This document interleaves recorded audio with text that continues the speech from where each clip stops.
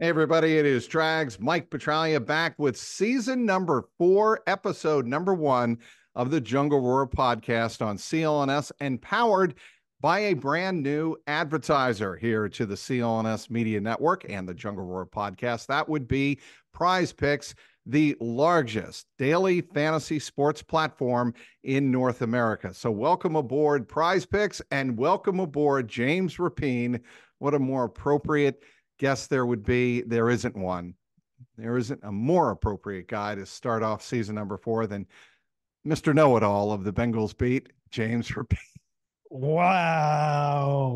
There Wow. we go. Now You that's an introduction. yeah, you take your first shot at me. That's okay. I'm gonna be taking shots of you or at Believe you. me, And offline, you have had your share, my friend. You have had oh, your share.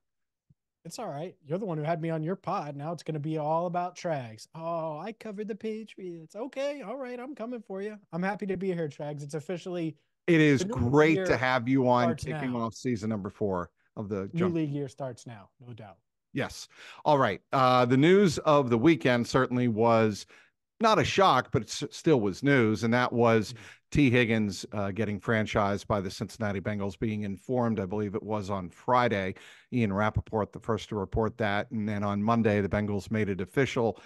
I did think it was interesting that in the official statement from the team, they included a quote from Zach Taylor saying, "We look," and I'm paraphrasing here, "we're looking forward to having him on our team going forward in 2024." I just found that interesting. Did you?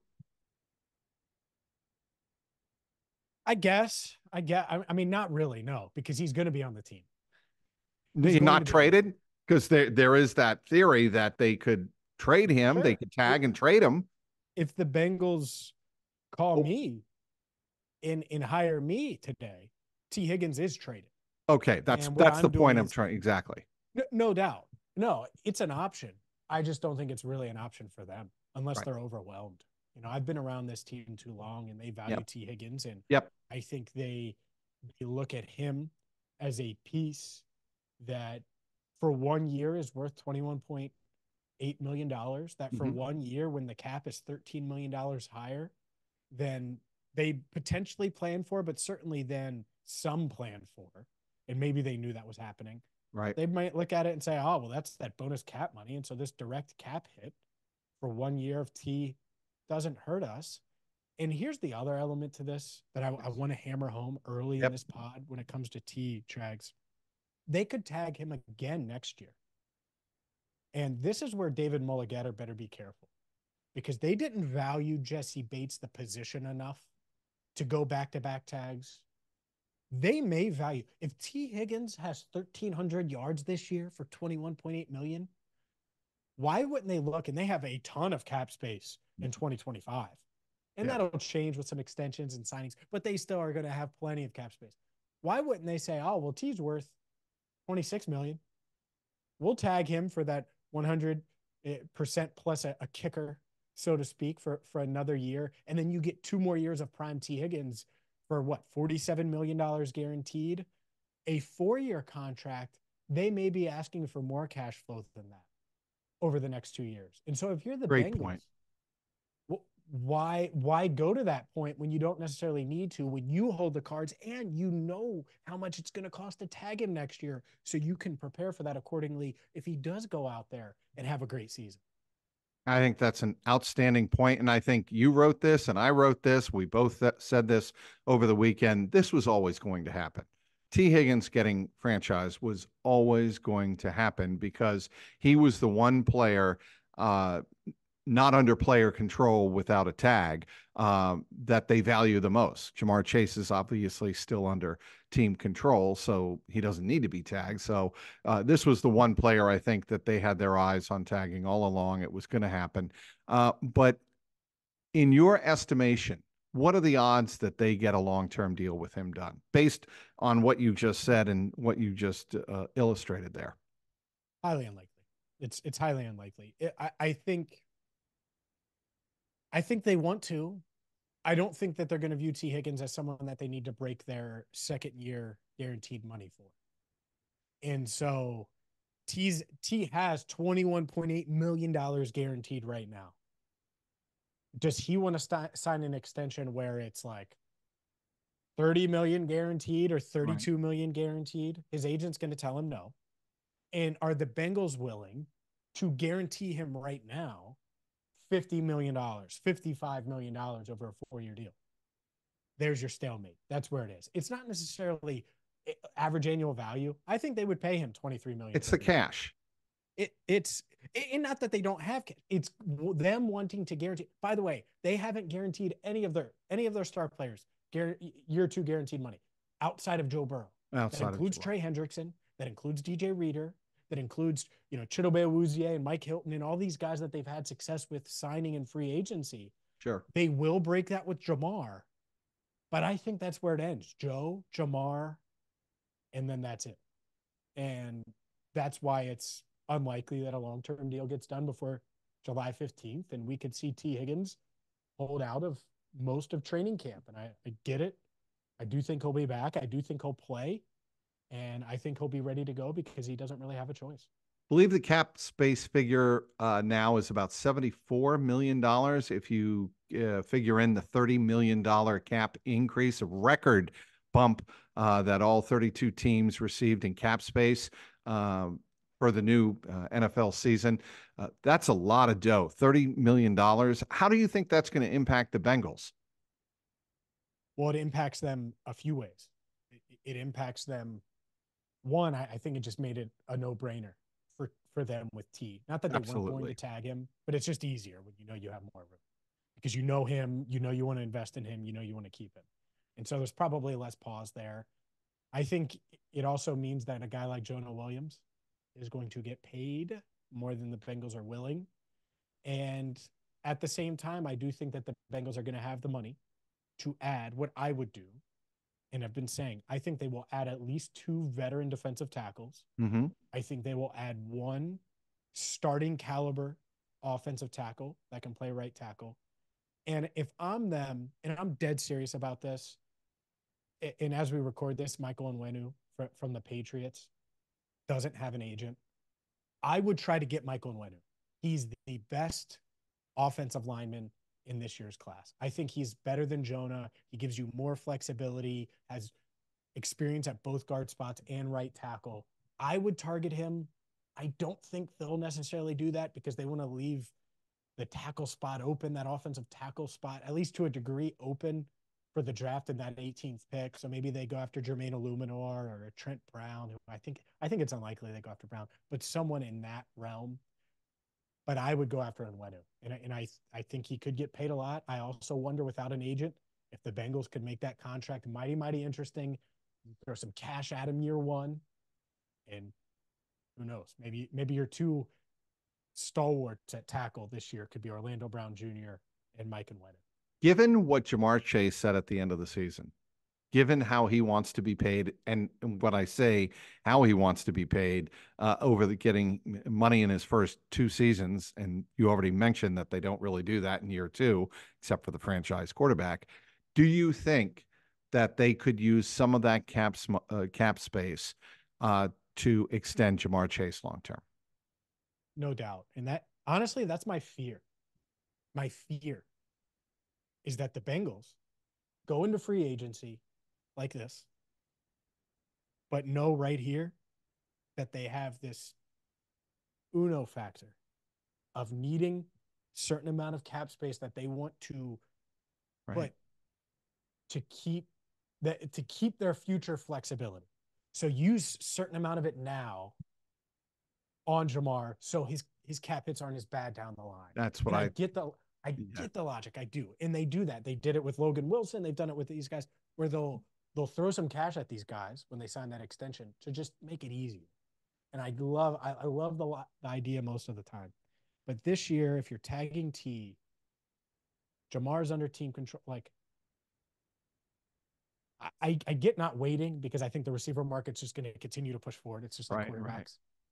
But don't wait for an extension. Don't save a bunch of cap space to get the extension done. This isn't a Joe Burrow extension where it's just going to be insane potentially for you. And they did a good job with that one. I think with Jamar, I want them to be pushing the limits cap wise and figure out the Jamar thing when it gets figured out, because they're not going to be able to get that done anytime soon. That'll probably go into camp if they get it done. Joe Burrow got done 72 hours before week one started last year. Yes. It was ridiculous. It's sometimes these things take time because they're complicated and complex, and that's great. Don't save a bunch of cap space. I don't want them to have double digit cap space remaining at going into the draft. I'll say that going into the draft. I think that's too much. I think it's too much. Here's the point I want to make, James. I am with you. I think the Bengals absolutely positively need to address right tackle in free agency because the recent history has not demonstrated that the Bengals will find an effective and reliable rookie starting right tackle. That is what would concern me as a Bengal fan, is that given the recent history, in some cases they do develop players. Look, Jonah Williams turned into, borderline Pro Bowl right tackle, and he certainly evolved into a very reliable tackle on both sides of the line. But you don't usually expect that from a rookie. And I think it would be foolhardy to go into the draft saying we're going to draft our right tackle, starting right tackle, and move forward like that. And then the whole world also knows that that's what you're targeting at 18. And you know what I like in the draft, especially early? I like flexibility. Yep. I like pliability. I like to be able to stretch and move and duck and dodge. And so if Brock Bowers is there, I do the gritty on my way to the podium and I make the pick. I don't even let Roger get there. I stiff arm him on the way and I make the pick because he's the best player available. And by the way, he will be if he's there. It would be the same thing if Malik Neighbors won't fall, but if he did fall, or Right. Marvin Harrison Jr., or Roma Dunze from Washington. Like Right. if those type of weapons fall, and that's where Brock Bowers is, by the way, he's in that class. That's why I mentioned those guys who won't be there. None of those guys will be. It needs to be flexible enough to where you maybe JC Latham is on the board. He's not Brock Bowers. He's not. And that's the part that I hope that they figure out and feel confident in. And maybe it's not Brock Bowers, by the way. It's not just a weapon. What if Jackson Powers Johnson has a top 10 grade on their board and they love him because he can play guard and center, and they have a higher grade on him than they had on Frank Ragnow when they really wanted Frank Ragnow in 2018. Right. And they got sniped because everyone knew they wanted Frank Ragnow. Well, be willing to take Jackson Powers Johnson and do what you need to do at tackle to free yourself up and give you that flexibility to do so. What about this leads us into the draft combine, the NFL combine that's coming up this week in Indianapolis. You and I will both be there. What are the priorities if you're Duke Tobin and you're looking at the pool of talent? Do you already have an idea of the kind of player you're looking for? Oh, for sure. And it does start with the offensive tackle class, because I'm totally on board with drafting one at 18. In fact, outside of Brock Bowers, I hope the Bengals take an offensive tackle. I hope they find that stud offensive tackle to go along with Orlando Brown Jr. And I hope the guy they sign gets beat out by the rookie. I hope all of those things happen.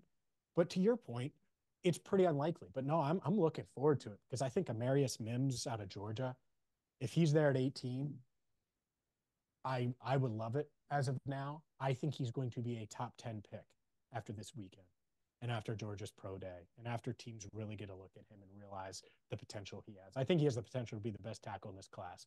Tyler Guyton out of Oklahoma is interesting. I think he's going to test pretty well and go through all these drills and look the part.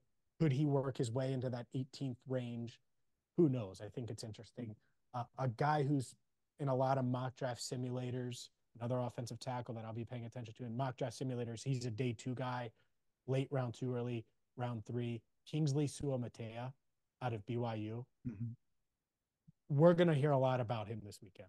He's going to test really well, and I think he's going to work his way into the top 40 picks or so.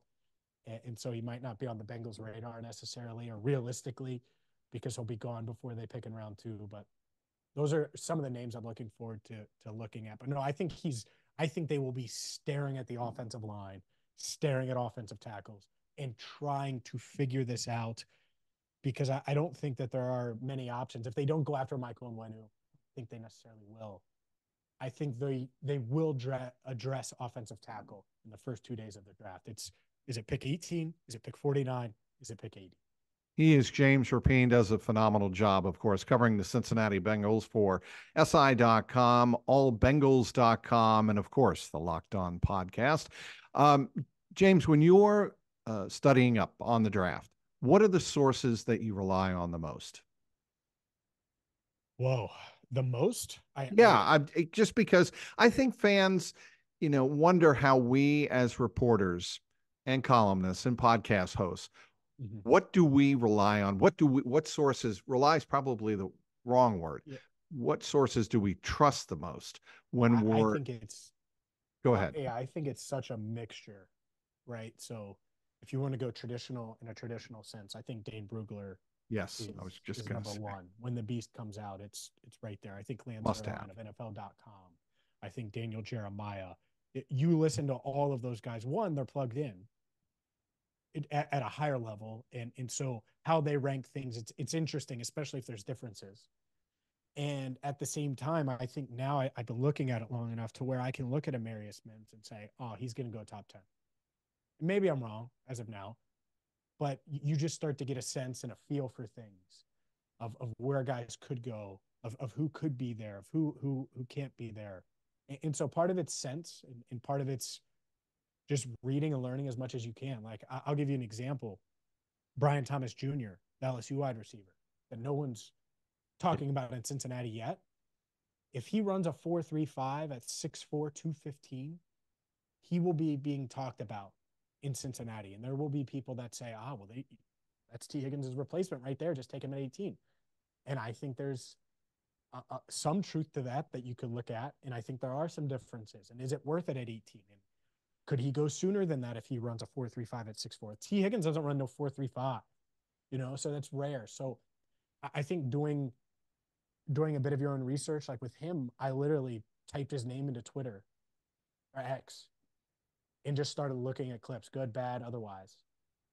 And then you go from there and then you read about him and you go from there. And it's still really early. Like it sounds like I know everything about these guys. I don't. After the first 60 or so picks, it starts to get a little more foggy. And then after that, even after the combine, I'll have a better feel. But I think it's about consuming as much information as you can, talking it out with people that you respect draft wise. Jake Lisco, my co-host on LockedOn Bengals, we talk about the draft every single day between now and the draft. Every day we will talk about something draft related. And so it just helps because he consumes stuff that I don't and vice versa. Joe Goodberry is a good source that I talk with regularly. Like, so whether it's friends, coworkers, obviously the draft media, we do it. We're going to do it at the combine. Sure. Mix all that together, of course, with maybe hopefully some NFL personnel as well this week, and that's how you get your draft opinions. Duke Tobin and Zach Taylor speak back to back on Tuesday in Indianapolis. Yep. What are the questions you want to ask them? You going to use all that money, that cap money? You going to spend up to the limit? No. Well, I mean, that's a very fair, actually, that's a legitimate question because they have a lot of cap. I'm sure that certainly Duke Tobin and the front office and Katie and obviously everyone who has a hand in structuring the roster, everyone is going to be discussing how much of that cap space should we be using, how much do we set aside. Let me and I agree, by the way. I do think my approach to these big media functions, because I talk about the Bengals all the time, right? Yeah, All the time. sure. And I'm wrong a lot and I'm right some. And that's just part of it. I'll have like some ideas, but I also know what a lot of people are going to ask. And what I think is interesting is after I hear what they say, try to pick up on that, read, react, and then have a question. And so I go into it pretty blank canvas. These where I'm not like, I have to hit this. I have to hit. I really don't. I don't feel that way because I don't have to hit anything. I don't. I could talk all day long about the draft, all day long about free agency, and I don't really have to. But what I want to know is how they're feeling about certain topics, and I'll see based on what you guys ask. And I may ask a question early. I'm not saying I won't, but see their reaction, see how they react. And then, all right, how can I ask something different? How can I get a little bit more? What's interesting to me about it? That's kind of how I approach it. Now, obviously, Tee Higgins, cap space, the 18th pick, the fact that they haven't drafted a defensive tackle since 1994, all of those things are there, and they're in that realm of, hey, you'd consider a defensive tackle, right? Even though you haven't taken one since Big Daddy Wilkinson. See, Yeah. and I The hear answer is yes, they will. But I'm they curious to definitely see, will consider that. Yes. no doubt. But what do they look for in a defensive tackle? I think that's interesting because what they look for could mean that there's only one on their board in round one. Could Even though be. everyone loves Johnny Newton out of Illinois and everyone thinks Byron Murphy is potentially the top defensive tackle or the second best defensive tackle in this class, I don't know. And I think the Tavondre Sweat stuff is interesting because to me, he should be getting first round buzz, and it seems like he's falling out of top 50s because if he's there at 49 for the Bengals, I don't really know how you don't pick him. And so questions like that, and I can't come out and say it that way, but asking what they're looking for specifically at certain areas, what they prioritize at tight end, which he should just say number 19 from Georgia. But those are some types of things that I'll probably consider asking, but who knows? That may go out. I'll go out the door with new questions based on what they say. All right, we got to let you go. Want to get one final read from you, and that is because it's all about Instagram and the hot takes on social media. The picture of Jamar, Joe, Sam Hubbard, and DJ Reader together at the Suns Lakers game. Fun, cute. What were your takeaways from that? Yeah, fun, cute. Clearly, they like the warm weather in Phoenix. I know Joe had a Fanatics event the night before, and so why not watch LeBron James? Why not watch Kevin Durant and Devin Booker? And I know Joe has a really good relationship with Kevin and Devin. Both of those guys were at a Bengals game this past year, week 2. Oh, that's right. Yes. And so there's ties there through Fanatics. But yeah, I think it is cool. And by the way, hopefully the Bengals can keep DJ Reader. I think it's tough because long-term deal, guy with coming off serious injury. I don't know how it works, but I like DJ the human. I like DJ the player, and I I hope he can love get TJ, healthy. the leader. No doubt. And so hopefully they can make it work. And I think that's a big offseason question. Will they be able to make it work with DJ Reader, given the question marks, knowing how impactful he is, knowing how valuable he is in the locker room? I lean no, by the way, but I hope something does get done that's fair for both sides.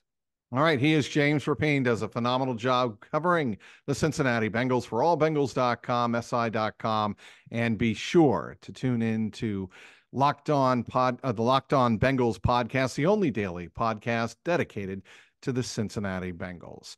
Want to thank everybody for downloading this episode, the inaugural episode of season number 4 of the JungleRoar podcast, powered by Prize Picks, the largest daily sports fantasy platform in North America. Until next week, I'm Mike Petralia. Keep that jungle roaring.